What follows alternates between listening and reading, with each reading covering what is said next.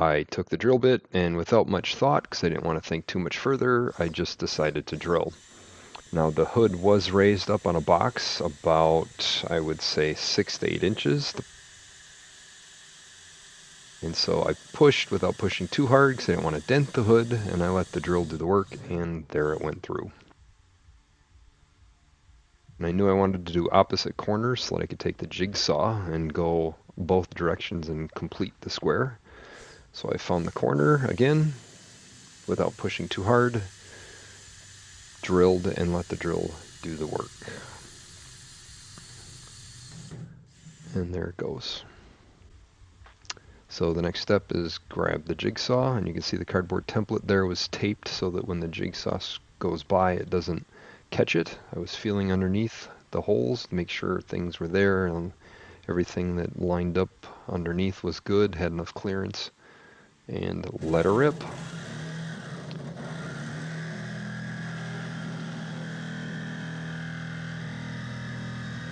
There's a support piece that goes about halfway that I run into, but I didn't notice the jigsaw slow down a whole lot.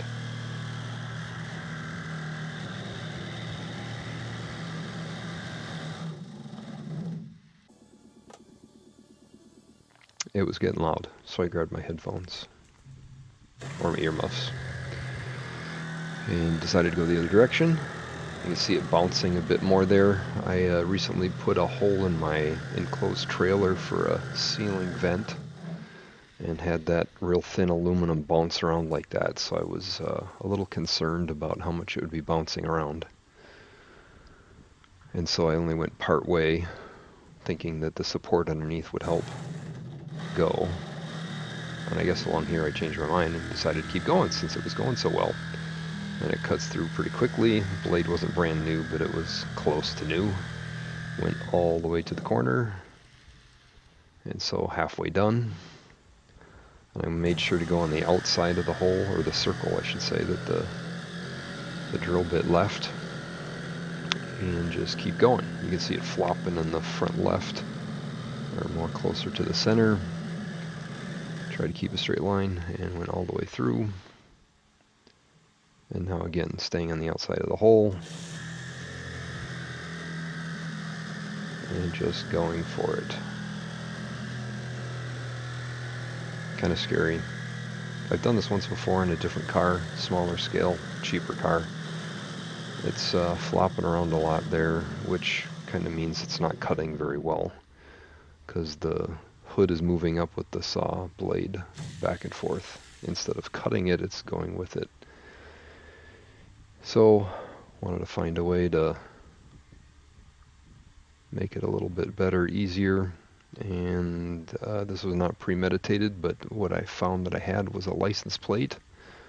Just so happens to be from that car that I cut the hole in, that I don't have anymore. And I used that to support the metal underneath it. Wasn't sure how that was going to work. Put the blade in, let her rip. And you can see the plate moving, but I moved the plate as close to the back of the blade as possible, and that helped quite a bit. You'll see there, I slide it up, make sure it's up as far as possible, and then continue to saw, and it's bouncing around a whole lot less. Should have probably slid the plate a little more, but didn't, and it was fine. And there you see, the piece comes out. So now in the instructions from Race Louvers, it does say to leave 1/8 of an inch outside of their cutting template. And in this case, it worked out very well. I don't think I left that 1/8 of an inch, but it fit very well. So, time to do the next side.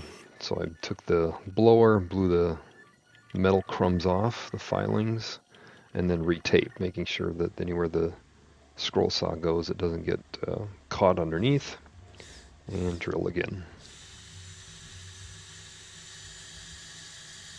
In hindsight, I think I was pushing a little bit harder than I needed to, but it didn't cause any damage. The drill bit is as big as the jigsaw blade. So there's one hole, and here comes the next one in the corner.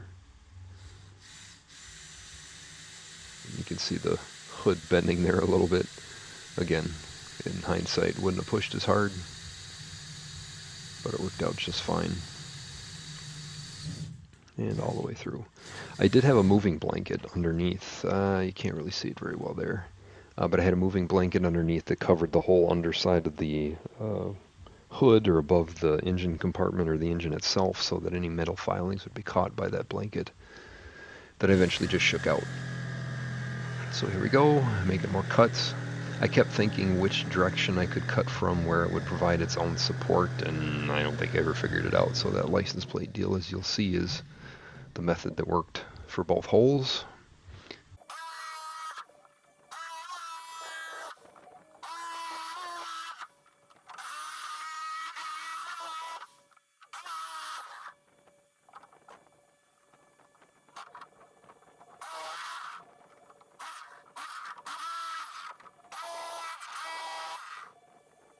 And there we go. It is done. Two holes in the hood. I ended up measuring it, and I think the hole on the left is about a ½ inch off.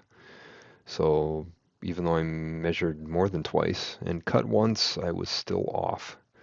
I think hindsight, I would have probably measured the template all the way to the end of the hood and then flipped it to catch the front right corner and then the front left corner. If I had to do it all over again, that's what I would have done. You could learn from my mistake, but I don't think anybody will notice a ½ inch difference. So test fit the one, it fit well. And test fit the second one, and it doesn't fit well. Remember that 1/8 of an inch that I talked about earlier? That would be helpful right about now. So as I was trying to remove it carefully without bending any of the fins, trying to think of what tool would be best, I have a cutoff wheel on a like a die grinder type tool, DeWalt die grinder cutoff wheel. If you had an angle grinder, that would work as well. But I measured to see which side I should grind, which side looked best or worst. And then I took the cutoff wheel and slowly worked my way a little bit wider until it fit. And it fit. So the next step would be to center it. Something I noticed after the fact, after I have it all riveted down, is any spot where you can see the hood underneath through the vents. It's kind of close to the actual hole of the vent itself. And so I think that 1/8 of an inch, if you could give it that 1/8 of an inch, would probably be better. So here I am marking the holes for the rivets, and I'm trying to keep it so it doesn't slide, starting from the middle, working the way out by holding it, and then come back to the middle all the way to the front. And now I have all my spots marked. That is a silver Sharpie, one of my favorite tools. I don't know why, just like the silver Sharpie.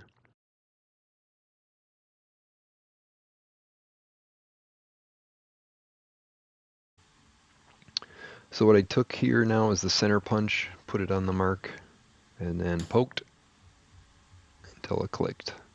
So that would leave a mark in the paint protection film as well as a dent in the hood right where the nail should, or the drill bit should go. And it actually worked pretty good. I'm glad I thought of that because I didn't want the drill bit traveling as I drilled. And this makes sure the bit stays put.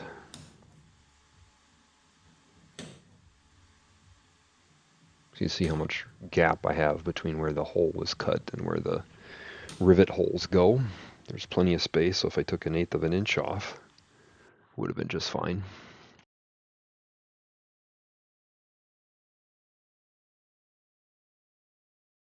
So the holes where I drilled initially, they didn't leave the hood flat. It kind of buckled it up. Lineman's pliers with the real flat square nose, and then just squeezing it so it's flat and flush. I think that's an important thing to do. I don't think there's any way to prevent that.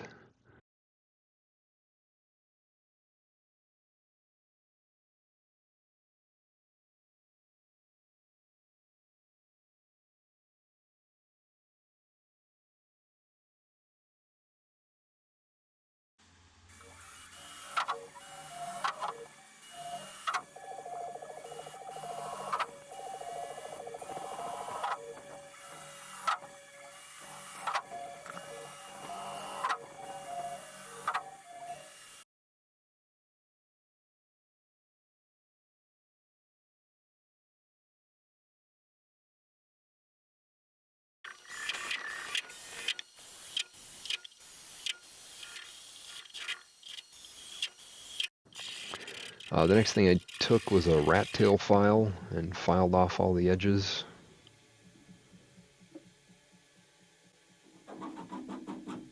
Just like that. Some of the stuff that's coming off is paint protection film, and then just making the metal smoother.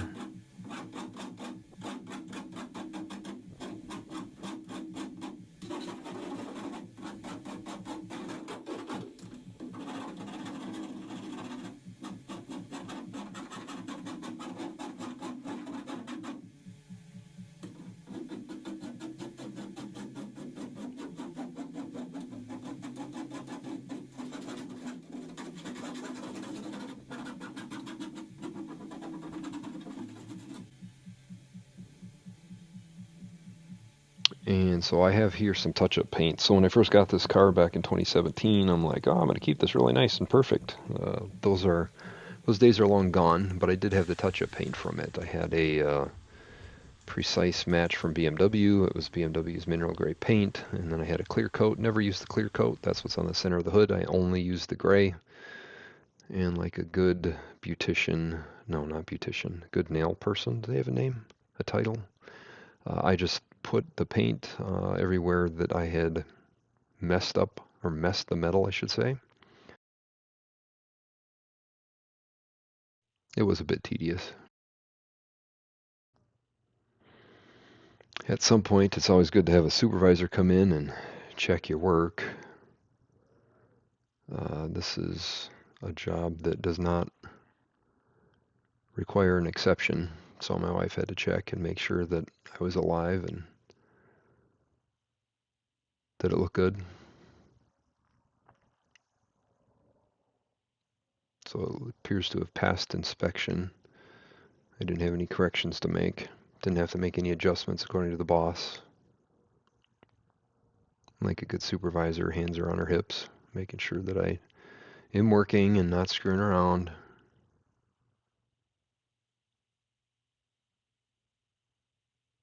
Oh, wait, she's being watched? It's okay if I'm being watched, but it's not okay if she's being watched.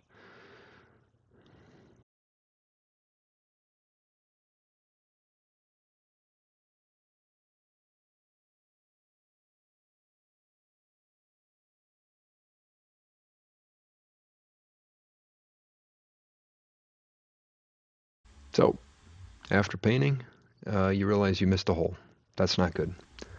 So, time to mark, time to drill, time to paint.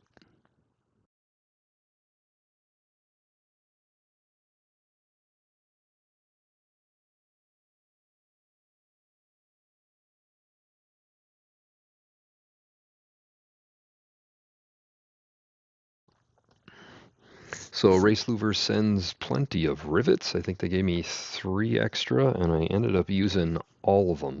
One of the rivets that I put in, it got bent somewhere along the process.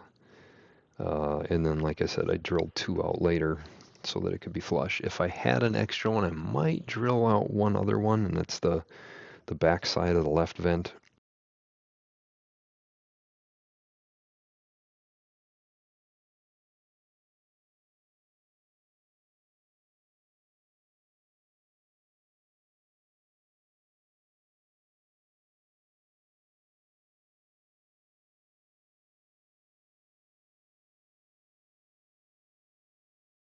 And if you put it in the rivet gun, it helps you get it in there easier. So technically, that's done. Looks beautiful. And on the other side, rinse and repeat.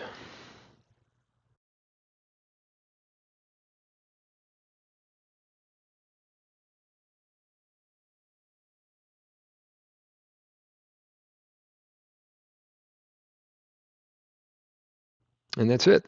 Vents are on. Everything looks great. Here's a picture. Thanks for watching.